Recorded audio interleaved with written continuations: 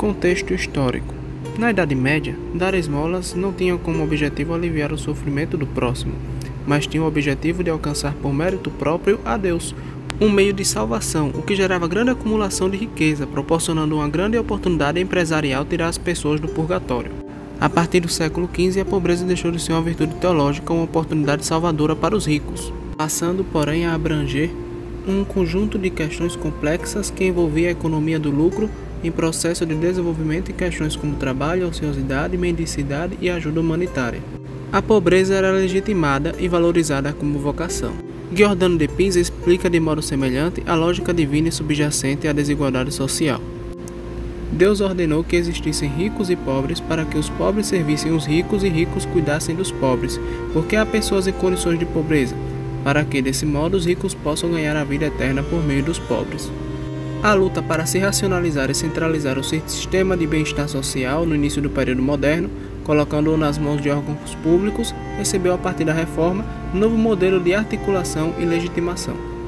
A esta altura, Lutero já havia destruído a ideologia medieval religiosa de pobreza com sua doutrina da justificação somente pela graça, independentemente da obra humana, uma vez que a justiça diante de Deus é alcançada apenas pela graça e que a salvação é a fonte da vida, não sua conquista.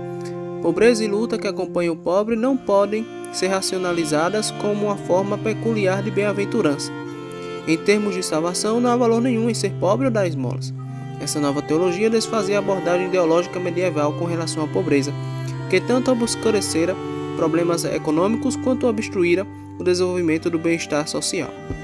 Com isso, não mediu esforços para a institucionalização do serviço social. O serviço social em Wittenberg foi aprovado pelo Conselho Municipal com a ajuda de Lutero entre o fim de 1520 e início de 1521. O governo local estabeleceu um fundo assistencial comunitário e passou a oferecer empréstimos a juros baixos a trabalhadores e artesãos, alocando também subsídios destinados à educação e ao treinamento de crianças carentes. A próxima grande expressão legislativa do relacionamento entre reforma da adoração e institucionalização da assistência social foi o Estatuto de Leipzig, de 1523. Bugenhagen aperfeiçoou essa concepção com base em argumentação teológica com consequências práticas e jurídicas. Sua base teológica expressou-se em estilo de sermão, cuja intenção era tornar o Estatuto acessível à comunidade. Para Bugenhagen, a reforma da Igreja não devia apenas ser um decreto legal de alguma autoridade superior, mas o envolvimento de toda a comunidade urbana na reforma da adoração, no desenvolvimento das escolas e na criação de novos programas de bem-estar social. A educação medieval estava intimamente ligada a escolas monásticas e catedrais. Bolsas de estudo tinham origem principalmente em benefícios eclesiásticos. Às vésperas da reforma, essa aderência eclesiástica à educação havia fomentado ao menos duas atitudes básicas. A primeira era de que a Igreja contribuía com a desigualdade social ao limitar o acesso à educação àqueles que entravam para o ministério ou prática de profissões específicas. Pairava um sentimento de que a sociedade estava dividida entre eruditos e pessoas comuns. Particularmente entendo que a concepção entre sagrado e profano contribuíram muito para esta distinção. A segunda atitude era que a educação era uma perda de tempo, a menos que alguém exercesse cargo eclesiástico, direito ou medicina. Essa atitude cultural era resumida na frase popular: eruditos são idiotas. Lutero se opunha a ambas as posições, sustentando que esse serviço a Deus e ao próximo exigia uma população educada. Já em A Nobreza Cristã da Nação Alemã, Lutero fez um apelo à educação universal em favor de meninos e meninas, tema desenvolvido explicitamente em Aos Conselheiros de todas as cidades alemãs, para que estabeleçam e preservem escolas cristãs, de 1524.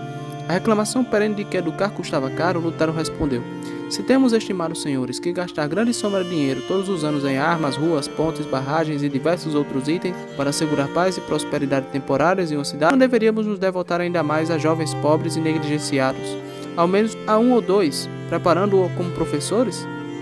Governo e sociedade não podiam mais continuar sem líderes e cidadãos educados. Jovens deviam ser treinados em história, artes, línguas, matemática e ciências para que pudessem beneficiar e servir o mundo.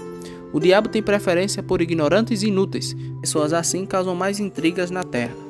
Esse apelo teve algum sucesso em estabelecer escolas por meio das ordens eclesiásticas em diversas cidades e em diversos territórios.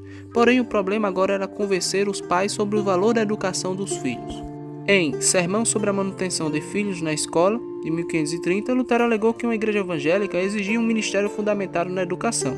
Deus não considera filhos para que pais pudessem treiná-los somente a viver no mundo. Vocês foram ordenados veementemente a criá-los para o serviço de Deus. Mas como irão educá-los a tal atividade se o ministério da pregação e o estado espiritual tiverem caído no esquecimento? Isso não queria dizer que todas as crianças deveriam ser direcionadas para o ministério, pois o mundo também precisava de líderes capazes. Se não houvesse governo no mundo, não haveria ordem. Cada qual devotaria ao outro, como bestas irracionais. Portanto, da mesma forma como a função do ofício da pregação e sua honra é tornar pecadores em santos, mortos em vivos, condenados em salvos e filhos do diabo em filhos de Deus. Assim também a função e honra dos governos do mundo é civilizar os homens, impedindo-os que se tornem animais selvagens. Sem um governo competente e sábio, a sociedade recairia na lei do mais forte, pois se os homens governassem apenas pelo uso da força, o resultado final certamente seria um tipo bestial de existência. Todo homem que pudesse tirar vantagem do outro o faria, usando-o como se fosse objeto descartável. Ainda segundo Lutero, o governo deve reger pela sabedoria, não pela força. Não só a experiência mostra, como também a própria história, que força sem razão ou sabedoria nunca conquistou nada.